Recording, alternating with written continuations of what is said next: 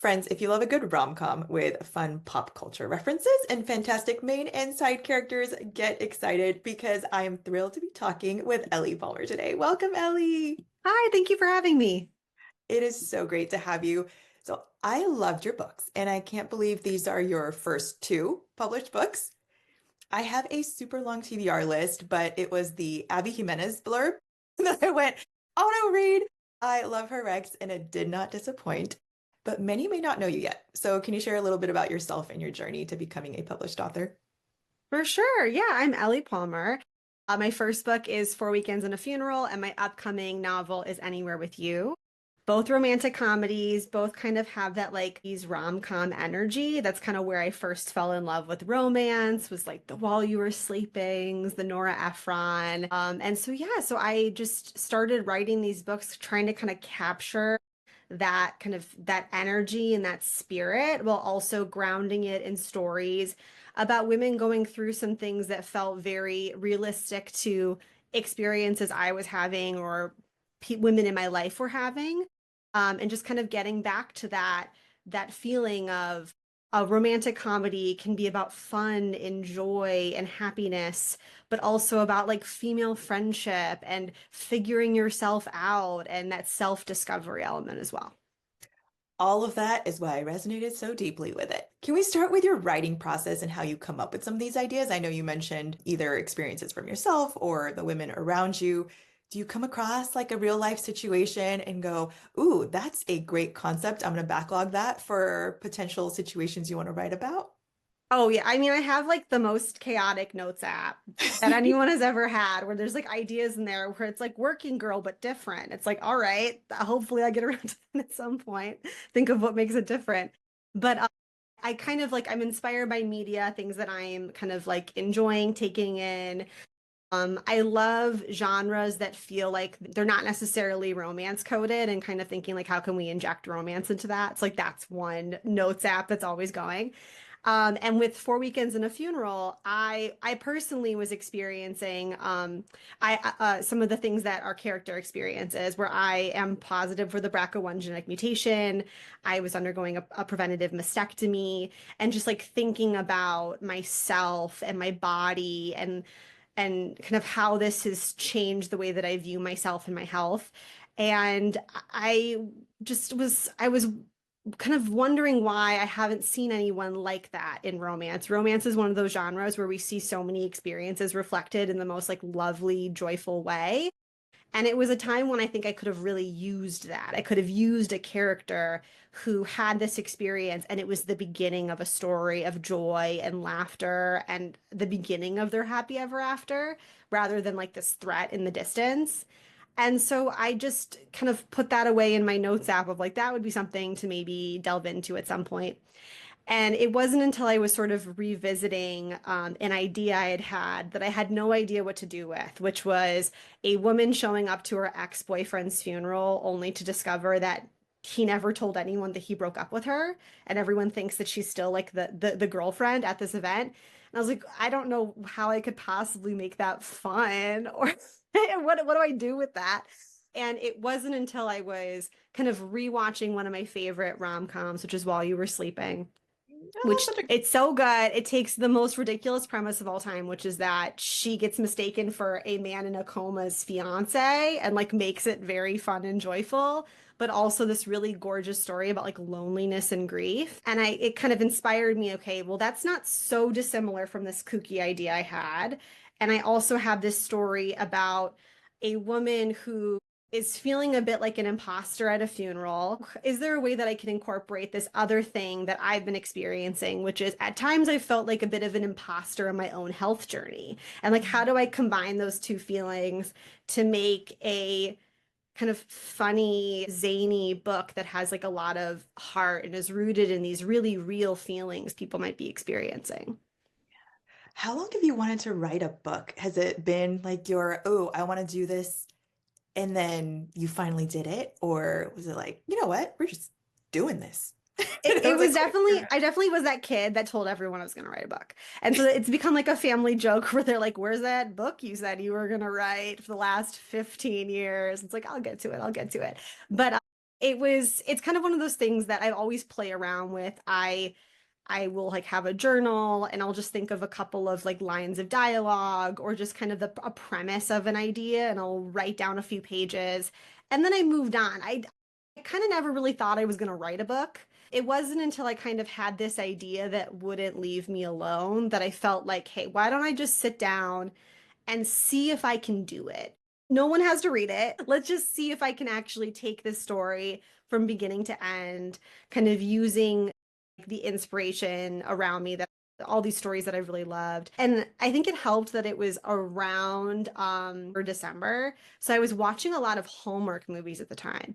And I was like, okay, I feel like I can structure this like a Hallmark movie and then I'm not so overwhelmed by it. Like it's just I can kind of start from there. And it became something very different, but I think being able to give yourself permission to write like the simplest version of it and just be like I'm going to take it to the end.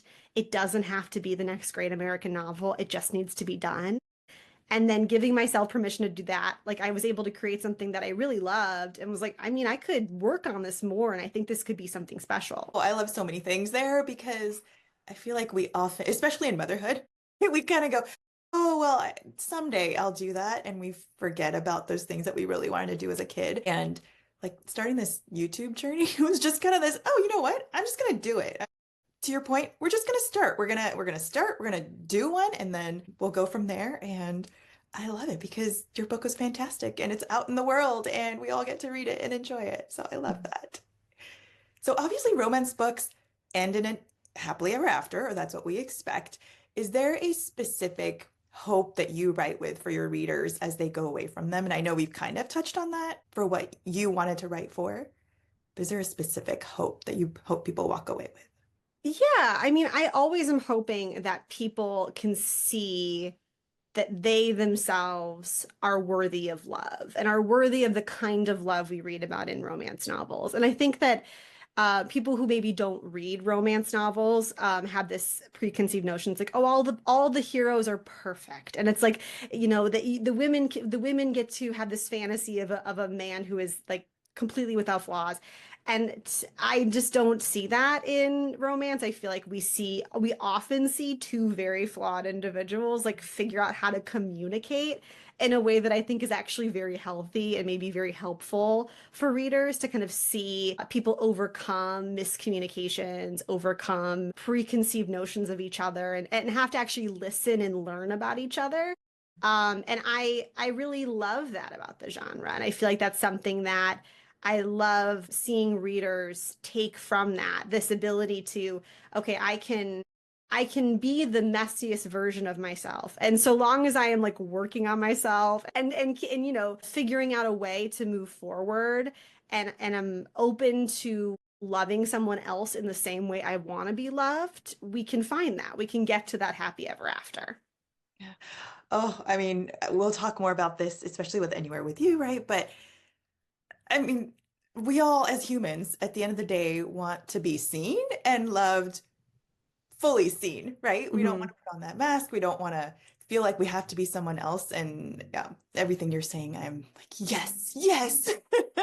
Yeah, I feel like that is more of the fantasy that like people are selling. Like it's like the idea that you could be seen by someone else, like really seen and understood and valued for that is like truly the romance fantasy. It's not about the abs and all that. I mean, who Yeah. doesn't? I mean, that's fun. Like no one's disparaging abs, but I think that that is more what is being packaged and sold. Yeah. Speaking of the genre, I saw that you were coming to LoveLitCon in San Diego. I'm in San Diego. So I was like, ooh, this is gonna be fun. Yeah. I've actually never been to a big book event. So I might see you there. Yes, I've been to Romance Con in Milwaukee and it was very, very fun. Like I feel like it's a great environment. It's a lot of people who love to read, just about kind of expressing and delighting in things that make you happy. It's a really fun environment. Oh, okay. I'm sold. I'm gonna go figure out the way to get there. So let's dive into specifically your books. And we're not hitting spoilers yet, but I'm just gonna put the alert out there for everyone that we will be talking about parts that might be spoilers. So I'll try to call them out as we go when there's specific spoilers. But Let's start with 4 Weekends and a Funeral. I know we already started talking about it, but as a recovering people pleaser, there are so many things that I related with in Allison, Sam, Adam, all of them. And you already started talking about what inspired this book, but how long was this one in the making? 4 weekends and a funeral. Hmm. I mean, I think that the original idea of that, like that premise, was probably a year or so old before I started actually writing the book. It was something that was existing in my notes app along with like other ideas that will probably never see the light of day. And it's just kind of living in there amongst the riffraff. And it wasn't until I sort of had this other life experience and this kind of this idea to bring them together that I started working on the book. And then I worked on it for about the first draft I wrote really quickly. The first messy, bad draft. It took me about 6 weeks to write. It kind of like fell out of me. But then after I read it, I was like, oh, this isn't really a book. Like it's approaching a book. Like we're almost there. It almost has all of the components of a book, but not quite. And then I worked on that for about 9 months, just like revising it and rewriting huge parts of it and figuring out how to make this really like fit structurally and like work the way I wanted it to work and make all those relationships come together in a way that I really thought, did the book justice. And then at that point, I started querying agents, and then it kind of gets into the whole like the publishing industry side of things. But as far as from like starting to type, actually pen to paper. I started handwriting at first, which is a bizarre thing that I did. So I started handwriting it.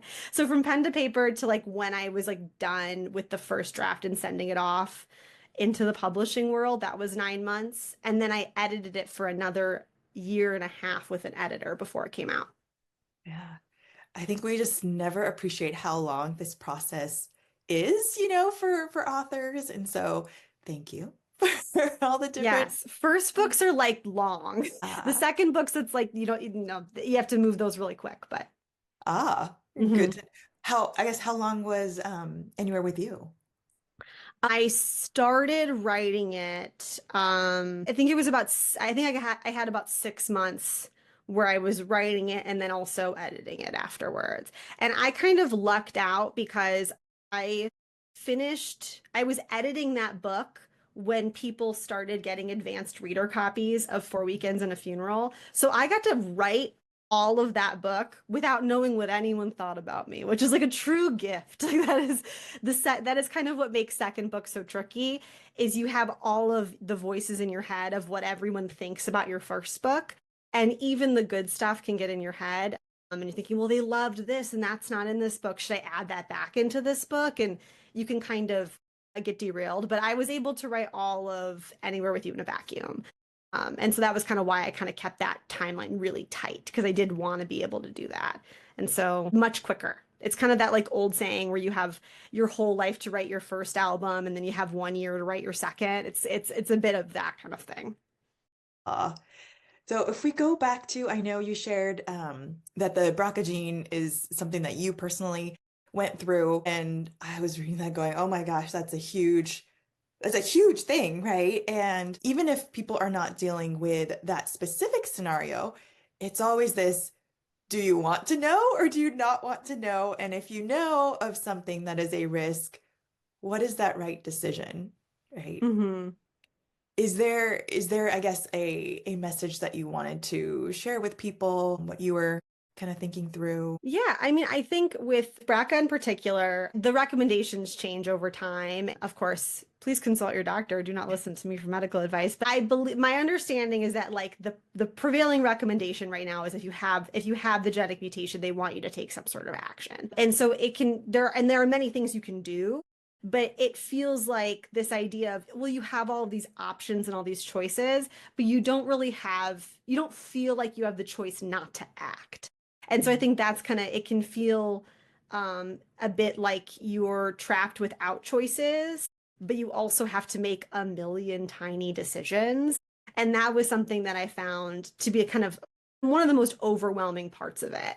And I really, when I was writing this book, I kind of took the shortcut of having her having already made those decisions. I put those decisions in the review because it was like it's overwhelming, and I don't know if I was ready to write a book that dissected all those feelings. And like I didn't want it to be like a self-insert where I'm walking you through like my entire emotional journey. I was like, I would like it to be fiction, so we're just going to move forward. But the that is an aspect of it that I did touch on in the book because I felt like that was really true for me, and I feel like would resonate with a lot of people who have had any sort of diagnosis where you have to start taking actions, and then there are a million choices of how you do that. And then doctors are asking, like, well, what do you want to do? I'm like, I don't know. I didn't go to med school. Like, what should I do?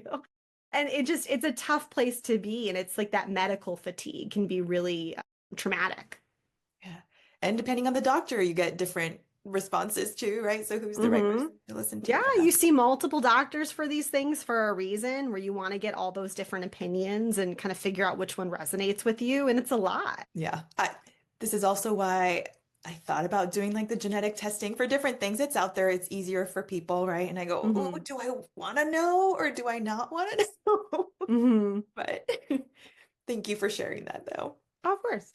So I love discussing books with people because our life experiences change and then our reading experiences change, right? So all of us have different perspectives. And since becoming a parent, I am sure I now resonate with different parts of stories. Like we could read the same story and I have a very different experience, right? So I was reading parts of Allison's parents and Sam's parents. And so one of my deepest desires is that I want my kids to feel like they can talk to me about anything, even if they know that I might not like it or think I might not like it. And so to hear Allison's relationship with her mom, as well as Sam with his parents, it definitely made me reflect on what I say or I focus on in my conversations with my kids, even though they're still young. They're like 9 and 11. So it's not, later in life. But I couldn't help but think about what kind of expectations I am putting on them that I don't mean to, or with comments or actions where I mean well. How do I let my worries or anxieties pass to my kids without realizing, were these all things that you thought about or people have talked to you about as a reader? Yeah. I mean, I think I do relate to like the people pleasing qualities of Allison. I too like want to get the gold, I want to get the gold star. I want to be the pleasure to have in class. Like I want to get all the A's.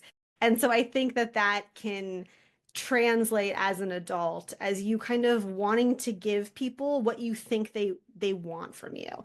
And so that can be in professional relationships, that can be in personal relationships, family relationships. You want to be able to kind of have those relationships with your children where you feel like they can show up as their full complete self to you.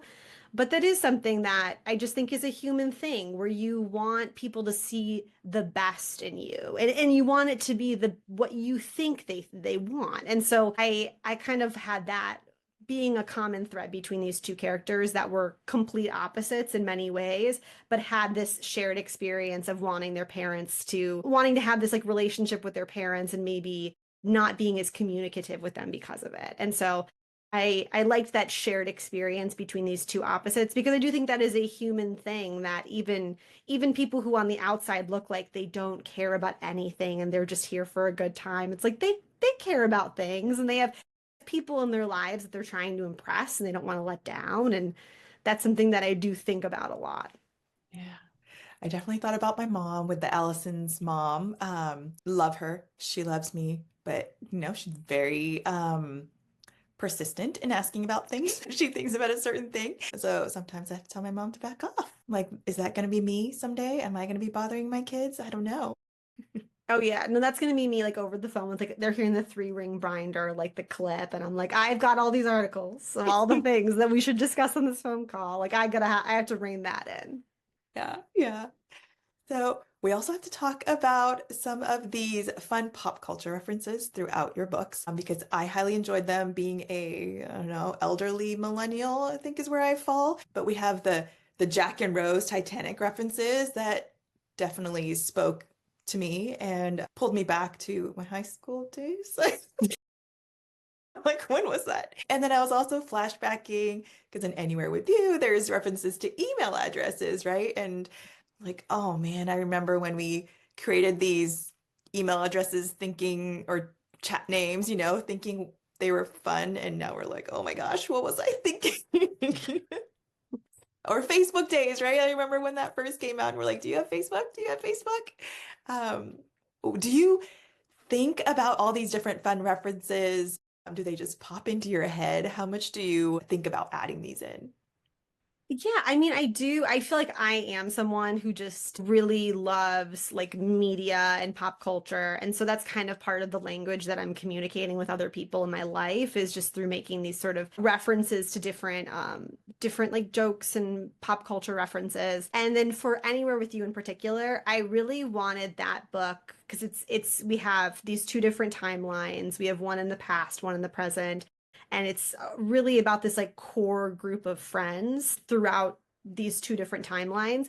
And so I really wanted it to feel very nostalgic and very like grounded in that time period. Like I wanted you to be able to like smell the sunscreen and like hear what's on the radio. Like I wanted you to feel transported in time. And to me, it is so much about like I'm such like an indoor kid who like was reading and watching TV constantly. And so that to me felt like the easiest way to transport myself was to think about like what would they be watching? What would they be reading? And they are like slightly younger than I am, which is unfortunate when you're writing a book. This happened with for Weekends and a Funeral, where like there was a poster on her wall, and the longer it took to get that book to publish, I kept having to change the poster on her wall because I'm like, oh, she's a year younger than she was before. And then just I had to keep thinking of like what it is. And I think I ended up removing it entirely. I'm like, this is becoming like too trying for me emotionally to figure out like what band would she be into. And so for this book, because we kind of knew the publishing schedule ahead of time, I was able to sort of play with that more where for me the TV show that like is so formative for me in high school is the OC, and you kind of have that like core four relationship that is sort of so inspirational to me in the way that I kind of looked at how do we make this really nostalgic high school experience that's sort of like rooted in this like teen soap world. But I'm like, well, they wouldn't be watching the OC because they're a little bit younger than me. So I'm like, okay, maybe they're watching Gossip Girl or One Tree Hill. Like you're thinking of all the different things they could be doing. And it was just really fun to revisit that stuff and to revisit what movies were coming out at the time, what kind of party they would be going to, and what the themes would be. And like that was kind of just as much fun for me as like the actual writing process. Yeah. Oh, it spoke to my heart. It's like, oh, taking me back in time. Mhm. I also love when books have great side characters. And so in For Weekends of Funeral, I love the female camaraderie with her BFF. And I don't know if this is a spoiler, but one specifically has to tell her to stop being someone she's not, right? And I don't think Mhm. that's super spoilery. Well, the other one's like more of the try to smooth things over, but still trying to be honest with her. We all need someone that calls us out like that, right? And people to be safe with. And what was this, your hope, I guess, were you inspired by people in your life that do this for you? Yeah, I mean, I feel like the kind of the strongest relationships I've had, like over time, have always been my female friendships. I'm still so close to all these women. And then even now, as like I'm getting older and finding new friends, like I am, you do kind of continue to find those relationships. And I just love female friendship so much that was really the part of the book that came together first for me. The friends were very clear in my head. I knew immediately once I had this main character, like who are the women in her life. And then later on, I had to like, it was really as I was like rewriting and reworking the book is when I discovered Adam, who's the love interest. Because at first he was sort of like this like paper doll where I'm like, he's just a guy, he's hot, like he's around. And then I had to kind of figure out, like, okay, these are the people that she's gravitating towards. What would she be looking for in a partner? What does she need? What can she give? And I was able to kind of make him, like, model him after, kind of retrofit him. But it was the female friendships that were so clear to me from the beginning, and I feel like they're still like my favorite part of the book. And then we also have like the corporate ladder part of the dynamic of the book, and I'm a corporate working person. So I definitely felt that and the dilemma that she has, right, of whether she wants to move like she should throughout her career, even though it's not what she really wanted or is excited about. I feel like so many women, right, deal with this. Is this what I really want? Should I be doing this or should I be pursuing something else? I mean, look at this. I'm doing like a creative thing because that's my creative outlet, right? What was your thought process on this one? So I am also in the professional world. I have like one foot in creative, one foot in professional. I was a practicing lawyer. I now still work in the legal field, but I'm not practicing. And I made that choice because I just sort of was looking around and I was like, oh, I don't want the like my boss's life or kind of people that I'm looking up to, people that are mentoring me.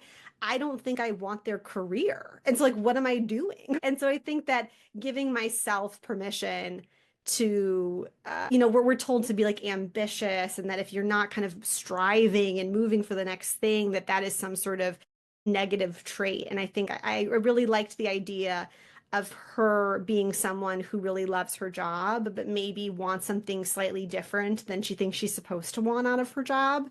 And then I kind of deal with similar things in Anywhere with You, that like more like I'm taking a little bit more from my experience with that because she is a lawyer. She is kind of in that big law environment and discovering that maybe it's not giving her back what she's hoping it would.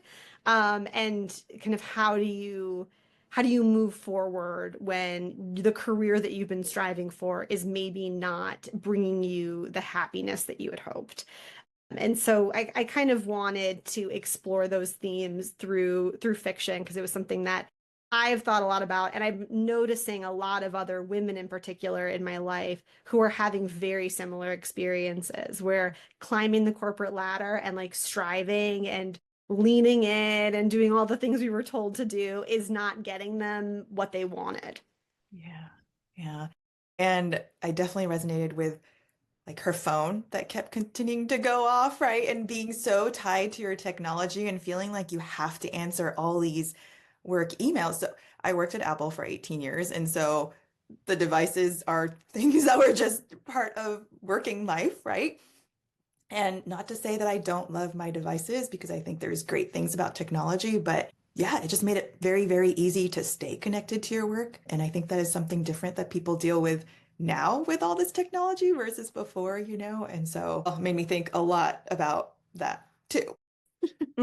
Yeah, that is like the truly like was my goal in moving in like my corporate side of my career. When I moved into a different field within it, I really the main thing I wanted was like I want to enjoy the people that I work with and I want to be able to actually turn off my computer and my phone on the weekends. Like I do not want to have to look at it. I do not want it to be a corporate culture where I feel like I'm doing something wrong by not looking at it. And that was kind of one of the main criteria I was looking for. And I also wanted time for kind of creative endeavors too. So like I wanted that flexibility. But it's interesting the way that like your priorities can shift. Where when I was going to law school, I was so convinced that I was going to be living one lifestyle and then discovering that that wasn't really bringing me the fulfillment that I wanted out of it and that I needed something else and I needed kind of I needed my day to look different. Yeah. And I love that there's support behind that, right? And to read these stories and to be like, yes, other people are going through this. It's okay to change our minds, as you're saying, we can want one thing and come out somewhere completely different. I am somewhere completely different from where I thought I would be 10 years ago for sure. Mhm. Definitely. Yeah. Okay, so this is a big spoiler because I have to talk about this with you, the messages from the future, because Yes. this is going to the end. And so big, big spoiler alert. If you have not read it, save this. Come This is the twist. This is, yeah, I'm totally spoiling it if you have not read it. So, the messages from the future. I have done messages or like emails to myself in the future, but that's different from someone else leaving them for you. And I know you've already talked about your note apps and your crazy note app. What's in there? I have crazy note app stuff too, but I cannot imagine someone else doing this for me. How did you come up with this concept? And I was just like, I came up Yes. for them. What I really wanted a way to bring Sam, who is at the beginning of the book, he's no longer with us. He's not with us the entire book. We get like one flashback scene moment that he's kind of in, but other than that, we just don't really see him. But he is this really important figure that's bringing them together. So I wanted to find a way to thread him throughout the book in a way that felt grounded in reality. I didn't want him to be like a ghost showing up. And so I just kind of had that in the back of my brain is like, how am I going to keep him, in this story? And I'm thinking, is there going to be letters or a journal or notes or different ways that we kind of have him pop up? And I thought about him being kind of this like aspiring like travel influencer, kind of maybe in like the self-help space and kind of what that might look like. And I was like, I could totally see him like having some sort of like life hacking thing where he's like, oh, this is how I keep myself like motivated and moving towards my goals. That he might be someone who puts in like, something in his phone that keeps him on task. And so that's kind of why I got the idea of these calendar updates where he would have some sort of idea of this like goal in the future, and then he would set little reminders for himself that would just pop up that would say like, okay, you're going rock climbing this weekend because you really need to get, really need to get into shape for this big climb you're doing later this summer, and just kind of keep you motivated. And so I kind of imagined that if someone who maybe like potentially lacked a little bit of boundaries like might do that for their friends, and these are two people that were really close to him, and how in this like really well-intentioned, well-meaning way, he might try and like put that on them as well. And I kind of loved the idea too that it was such a contrast to how Allison was and how Adam was, where he's just someone who's like, you can't really daydream about things with him because he's like, well, then let's do it. Like, you had an idea, let's achieve that goal. And Adam being someone who needs about like 70 signs before he does anything, and Allison being someone who's already talking herself out of doing the thing she wants before she like has even said it aloud. This like person who is, the second you have an idea, he's like, I'm gonna log in your calendar all the things that you're gonna do. I'm gonna make this work for you, like kind of like a marathon training app of a person. I kind of loved that contrast, and it was this way to sort of keep him in the story that felt grounded in who he was and kept reminding us of these differences between all these characters, while also sort of showing that he's like this real person who, this is kind of a flawed thing that he did, where it's like, it's not super, to me, it's not attractive. If someone did that, I'd be like, okay, we're never speaking again. I can't handle this sort of energy. But kind of him feeling like he's a real person. He's not this perfect individual. He had this thing about him that was maybe a little annoying, but also kind of cute and endearing. And it allowed this opportunity for everything to come together at the end, and kind of have him give like permission for this union, which also was a big inspiration from While You Were Sleeping, where we have the brother wakes up from his coma and is able to kind of give his blessing to the union. Unfortunately, I killed him, so I couldn't have him wake up. That was my bad. I messed up, but we were able to figure out a way around it. Yeah, but I also love that he was someone that wasn't right for her necessarily in the long term, but someone that she needed, right? Hmm. For that stage in life. And you never know like what these connections lead to, and who is the right person to pull you out of certain situations, right? So I love that aspect of it too. Yeah, I always think of him as being pretty similar to her friends, but her friends are the way they're doing it is with the knowledge and understanding of how Allison actually is. So it's in a bit of a gentler, more palatable way, but that's sort of like trying to push you to go after the thing that you actually want and to be the person you want to be is something that he shares with her friends, but he just is doing it in his own way, in this kind of like comically bizarre way. And it's kind of one of those things like she had this whole thing in her heart of like, oh, he broke up with me, right? But he knew that she was not right for him. It's like he knew he could see her more clearly than she saw herself, right? And he also knew his best friend who's like, anyway, yeah. Yeah, yeah, like this idea that you could be that, yeah, she's seen by Adam, but she's also seen by Sam, and he in seeing her, like he had to reject her. He's like, we're not at all a match. Like we are not, romantically, there's nothing here. But he really does see her and is able to see that, like, okay, you actually would be perfect for my friend. And we kind of see that come together at the end. Yeah. Would love to hear how you picked the narrator and just kind of the narrator picking process because she was great. And Oh, I'm for the an avid, audiobook? yes, Yes. I'm an avid audiobook listener. And so, what does that process look like for you? Well, this one was actually slightly different than I think it normally is, but I'm a huge audiobook listener. I am constantly listening to audiobooks. I'm a huge fan. I view it as like its own art form. I just love narrators. And I have like a running list of like my favorite narrators. And even before I was writing, like that was part of the way that I would pick my next book, is I would look at, okay, I would search by narrator. Like, okay, what are they doing next? What genres are they reading? What did these books sound like? And like that's kind of how I discovered a lot of my favorite authors, was through their narrators. So I kind of understood the power of a narrator. I was like, okay, I gotta pick a good one. And for me, like my first choice was Carissa Vacker, but because I'm like an audio narrator fangirl, I knew at the time that she was being very open on Instagram about how she was being treated for breast cancer. And like I was like, if she's available. I know that she's just kind of gone through treatment. So I would love her to do the narration. I feel like, that would be so incredible. And she's so talented. But I need her to know this going in, because oftentimes they just send like the first chapter for like a sample.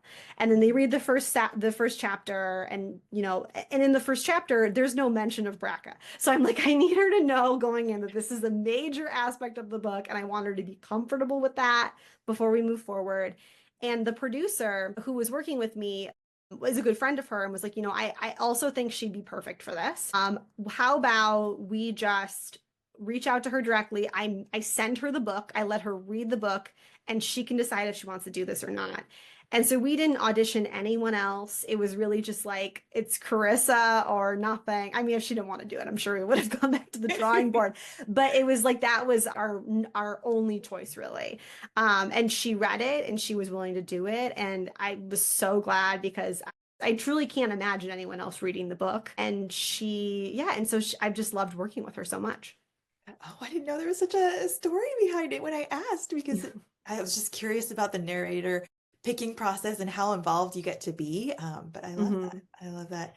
Yeah, I think it's different for everyone. My producer, like I had like made that clear to anyone who would listen at every stage of the process. I'm like, I care a lot about the audiobook. So whenever we start doing that, and it's really close to pub date, like Mhm. it's a few months before the book comes out that you start talking about narrators. And so I had sent a list of 5 with like all of my explanations as to why I had thought far too deeply into it, but we ended up just kind of going with Carissa. Oh, I love that. How about Anywhere with You? Is she Yeah, so doing it as I well, or are you in the picking process for?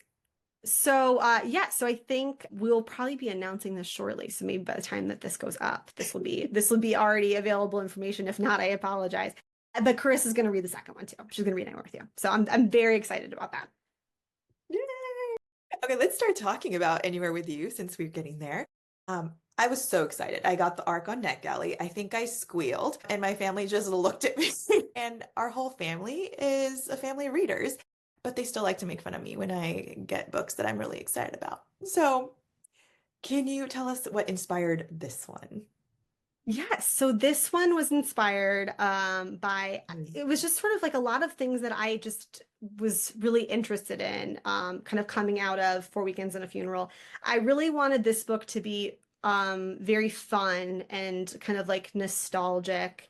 4 Weekends and a Funeral was kind of I don't think it's a heavy read, but it was a heavy write for me. Like it was more emotionally taxing in that way. So I kind of wanted something that felt like a little bit less like weighted to me in that way. And so I really wanted to make it feel just like fun and happy and have all those like kind of nostalgic feelings in there. And I really wanted to do a friends to lovers book. I'm such a fan of that trope. I really love the way you can kind of have that really natural, gradual move from fall, like that you can really watch people fall in love in Friends to Lovers in a way that I really enjoy.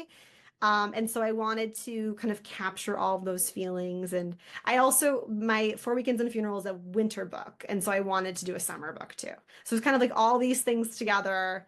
kind of led to this inspiration of having this road trip in Minnesota into the woods and having these different relationships kind of all come together. Now that I know you're like inspired by the 90s genre of things, was there like some when Harry meets Sally? Because there's best friends of an opposite gender, and maybe we can talk about, do you think we can have one? Do you think best friends of opposite genders actually work? I do think they can work. I think it is tough to have a true like that like kind of soulmate best friendship. I think it's hard to do that with someone where there's been romantic feelings. Like I think that is kind of when things go awry. But I definitely think that you can have friends who you are of any gender. I think that's completely possible of any gender, if there's been some romantic lingering feelings, I think that becomes very tough to kind of balance that and to kind of put the friendship first when there's always this, like, it's not as sinister as an ulterior motive, but there's something in the back of your head where whenever you give them romantic advice, you're always like, maybe you'll break up with that person and fall in love with me. I think that gets a little dicey. I do think that I have these two characters, Ethan and Charlie, and I think they have a really lovely friendship. But I do think you kind of see the moment when it becomes difficult for them to be friends with each other, when something changes for each of them, and you kind of see the way that there are these small ways where they kind of hurt each other because there's something else going on that they're not addressing. Yeah. And I feel like I've thought about this a lot over the years, and I do think obviously you can have friends of all genders, but it's really hard to have like a best friend, especially as our relationships change and maybe you enter into a significant relationship and you can't have that like super, super close, like no boundaries friendship. So anyway, it's just always something that I think about and curious to talk to people about. So Yeah, I think it's hard if there's any sense of like what if we were together. yeah. Like I think that's tricky. That becomes dicey pretty quickly. Yeah. The could be me's. There are or could never be me's actually. There's this little phrase that they share, right? That oh, that could never be me.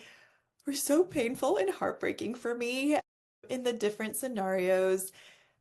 But then I was also thinking, how often do we talk to ourselves like that, or consider that like, oh, that's great, but it could never be me. And I'm probably taking this out of a context and reflecting it in a different way, but I've also thought about that in like clothes where I'm like, oh, that's cute, but that's just not me. Or like, oh, that can't be me, and it could be for all these things. What were your thoughts when you were putting in the could never be me's? Yeah, I feel like it was like slightly inspired by like different inside jokes I've had with my own friends where it's like you have like your friend where you love each other, but you're also complete opposites where they'll do something and you're like, I cannot imagine living inside your head. Like that's terrifying. At what point did you decide this was a good idea? Like I think you kind of have those people in your lives where you love them and you think they're so fun and you're so happy to be in their lives, but you're also like, I don't get you sometimes. And I kind of like was trying to draw on that. Like that's something that I feel like is a very normal part of friendship, especially this sort of like opposites attract friendship we have in this book. And I was also inspired by I love the movie Frances Ha. It's with Greta Gerwig. And there's this kind of running joke with her and this other man in the movie of just like they're both completely undateable. And like the one will do something and then they're like, oh my God, you're undateable. And it's this kind of cute runner, but it also becomes the story they're telling themselves about how, well, I'm undateable, or the other person like believes me to be an undateable person, even when there is some sort of like kind of lingering crush feelings. They've told themselves this story. And so I liked the idea of combining those two things of what feels like a very normal, friendly inside joke, and then kind of making it become this thing that is a little bit sinister in their own heads and affects their ability to really move forward in a relationship because they keep telling themselves over and over again, no, it could never be me. It could never be me. Yeah. Oh, and then I'm also fascinated by people that have these like life situations and people react to them very, very differently, right? So whether it is in this case, like childhood and seeing how your parents interacted, and so you've seen marriage in a not so healthy way, perhaps, or you have like bad childhoods where you're treated poorly by your parents, and people come out of it very differently. Some people fall into that same pattern, or other people go the exact same or exact opposite and say, I'm going to do like none of that. I'm going to make it the best possible scenario for my partner or my child or whatever it is. What were your thoughts for Charlie and Laurel as, kind of navigated that parent situation, the childhood? Yeah, I was really fascinated by those kind of sibling relationships where you do see this so often where two people, multiple people, siblings who grow up in the same house, you have the same parents and you all become different people with different problems. And it's so often you're like, well, it's because of how our parents were. And it's like, well, we all are dealing with this very differently. So how does it all come back? And it is just one of those things where every single person responds to the same experience differently. Even your parents are different people for different kids. They're different age groups. When you're a different age than your sibling, when you are 10 years old with your parents and your sibling is 12, when they were 10, they had different parents than you did. Because I know me, I have a 6-year-old right now. I'm a different mom than I was when he was 4. I'll be a different mom when he's 8. And when you have, multiple kids, they're kind of all experiencing you at different times. And so I kind of was interested in the way that these moments that were big moments for these two women, they would have happened at different points in their development, and they would have become guarded in different ways at different times. And I was interested to see how that would move forward. And I was also interested in just, I am someone who, I have a sister, and me and my sister are not at all similar to Laurel and Charlie, but we both have that thing where, when we're together, there's a bit of like we are knowing who the other person is now, and we're remembering who the other person was when we were both like 16 and 8. Like we are remembering who we believe that person to be at this like really formative age for us. And it's that kind of figuring out who we are now versus who we were then is kind of that constant thing you're always doing with your siblings. It's like the thing where you go home for Thanksgiving and you all turn 16 again. Like you're kind of you're always in that dynamic. And so I liked the idea of having these two siblings who were incredibly close and kind of had this similar experience with their parents, responded completely differently, and we're still sort of seeing each other as who they were when they were still in the throes of that experience. Oh, I love it. I love it. And I love what you were saying about how we have different parents, right? Because I remember having a conversation with my mom. I have an older brother, but they were in very different, I shouldn't say very, but significantly different life stages with him as with me. And I remember her saying, Amy, I had so much more time to read with you. Like we had moved to a different house, and so we had more space, like, these things. And so I don't know if that's why I love books way more than he does, because that's what, I had access to, and she spent the time to read with me when I was a kid. But yeah, we have very different experiences and like life space for our children at different points in time, right? So I think that's a very big thing that you mentioned that I wanted to call back out. So another big theme in this book is this assumption or projection dilemma.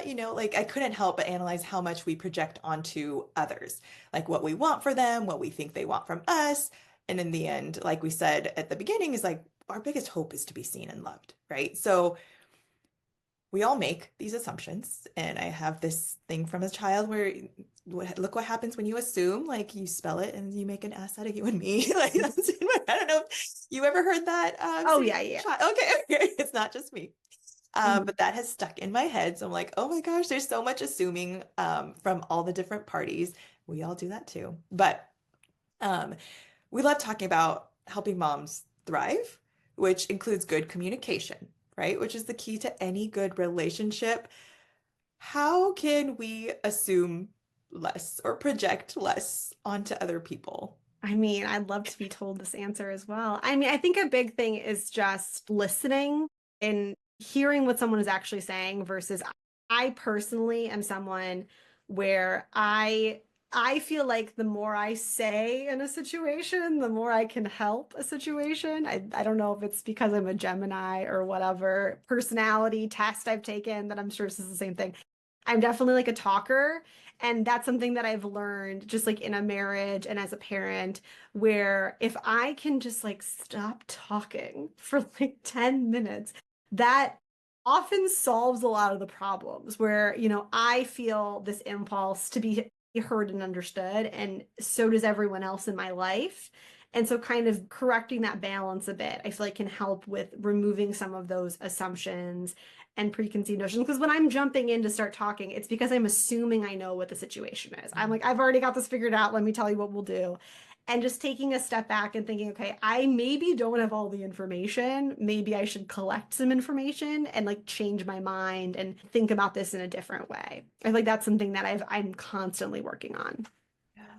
I think someone had mentioned to me before, like when you hear someone sharing, like you don't always have to respond. You can just say like, thank you for sharing. Just listen and let it be. And then if they ask you for feedback, give it, right? But that has definitely sat with me of, okay, I don't always have to add. I don't have to feel like I have to fix the solution or fix the issue at hand or feel like I know what the issue is. So yes, I resonate with you on I'm also a talker.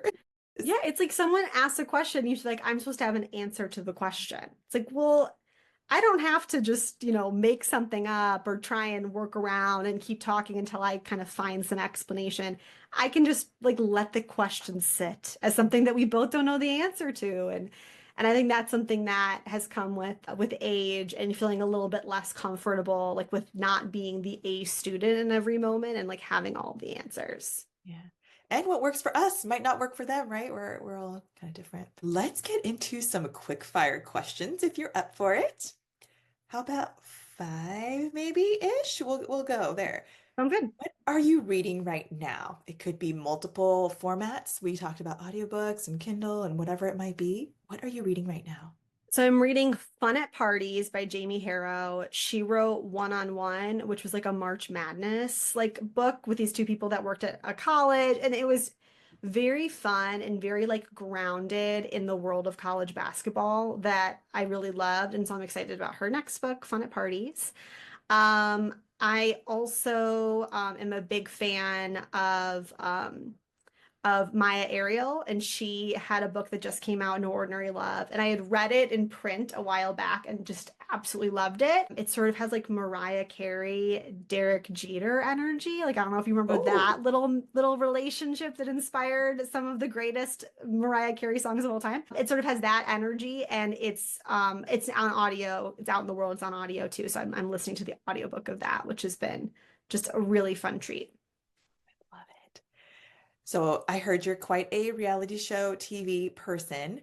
What is your favorite show right now? Oh my gosh. Well, right now I'm watching The Secret Lives of Mormon Wives. I'm like stopped watching it to start this conversation, and I will continue after. It is what I really love about that show. I'm such like I love reality television first and foremost. And I'm also like love it as like a form. I feel like I've been watching it since the very beginning. And what I love about this show is that it really deals with this like post-influencer world we're in with reality television, where they'll get in arguments about the fact that someone didn't comment on their Instagram post. And like that is very true to, I feel like, is the experience of your entire income being from being an influencer. And I really love that this show addresses that as opposed to like, I love Bravo so much, but occasionally they're having an argument about like someone didn't go to a party. And I'm like, are they really upset about that? I feel like they're upset that that one person makes more money than them. Like it's just like it's stuff where like you think that the fight is probably about something else, Yeah. but the word that they're using as a stand-in is like you were late to my birthday. And like it feels like we're fighting about fights. And so I really am enjoying how we are just like saying that we are saying the quiet part out loud on this show in a way that I find really kind of fun and form breaking. But I also love Bravo. So anything that's on Bravo, I'm always taking in. Oh, I love it. Does your husband watch it with you? No, this is my own passion. No, because here's the thing. We there was a time when he used to watch them with me. Like in particular, like Bachelor, Bachelor in Paradise. And it was like fun because I would talk to him about stuff, but he would ask me all sorts of questions. And I'm like, no, I don't have time to educate you on the subject. Like, if you don't know who Dean Unglert is and why it matters that he showed up with a mustache, I don't have time to teach you. Like, we really struggled with that aspect of it. And then eventually it just made more sense for it to be a personal thing that I am doing. Occasionally I'll try to get him. Like, I think he would love Survivor. And so I keep trying to see, like, I think we could watch Survivor together and he'd love it. But I think he's scared that I'm going to be like too intense about what's happening. And I'm like, well, here's the thing. If you saw him on this past season, you would understand how critical this moment is. This is like books with my husband. He reads primarily nonfiction, but I got him to read Fourth Wing with me, and I like went to reread as the new one was coming out, and it's like, how many times are you going to read and listen to this book? I'm like, well, if I listen to it, it's a different experience than writing and annotating, and It's completely different. It's yeah. completely different. He's like, oh, you're crazy, and I'm like, no, but I have to. Yeah. Occasionally, like so my husband doesn't really read a lot of fiction, but he does read my books. And so he'll like comment on things and it's like and I have to like be like, well, no, that's like a trope. Like it's like a thing. And it's like occasionally like there was one moment in Anywhere with You, like they're in a camper van, and then there's a moment where they have to spend the night in the camper van together, and it has all of the only one bed sort of like Yeah. trope elements. And like and he was just like, well, what if they just like one of them doesn't sleep in the bed? And I'm like, what are you talking about? It's like you've never even been here before. That's not how it works. He's like, do you think he has a 10? I'm like, who cares if he has a 10? It's not relevant. This sounds like my engineer husband too, trying to find solutions. Like, that's not the point. Yeah. It's like, I think that if they went, I'm like, that's not what we're doing here. I think it's a little bit of that with reality television too, where he's like, well, why are they? I was watching Love Island and he was asking me like logistical questions on what was going on. And I'm like, you are missing the point. Oh, I love it. What or who are your all-time favorite books or authors? What a great question. Well, you mentioned Abby Jimenez. She was so kind to read my first book. She read my second book as well. And I love the way that she kind of blends humor and heartache together. I pull so much inspiration from like that kind of balance. I really love how she does that. I am such a fan of Naina Kumar. She wrote Say You'll Be Mine, which is kind of has like a bit of a my best friend's wedding sort of feelings to it. And then her most recent book, Flirting with Disaster, was very like Sweet Home Alabama meets Twisters. Like it was like an action adventure with like kind of that Sweet Home Alabama premise of like having to finalize a divorce but being stuck with someone.